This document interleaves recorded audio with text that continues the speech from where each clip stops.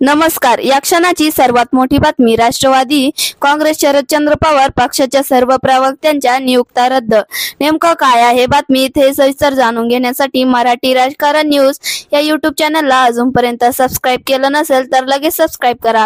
Video आवडल्यास like आणि share करा. राष्ट्रवादी काँग्रेस पार्टी शरदचंद्र पवार पक्षाच्या प्रवक्त्यापदावरील सर्व नियुक्त्या रद्द करण्यात आल्या आहेत.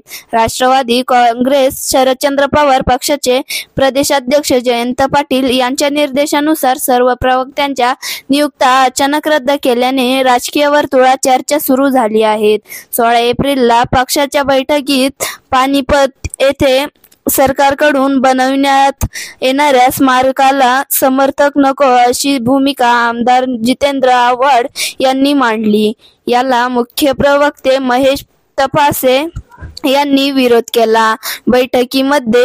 बैठकीमध्ये वरिष्ठ नेत्यांच्या भूमिकेला केलेला विरोध पाहता महेश तपासे यांनी मुख्य प्रवक्ते पदावरून उचलबांगडी करण्यासाठी सर्वच प्रवक्त्यांच्या नियुक्त्या रद्द केल्याची माहिती समोर आली आहे. महेश तपासे यांचे आजोबा माजी राज्यपाल गणपत तपासे यांनी आधीच पानिपत येथे शौर्य स्मारक बांधले आहे.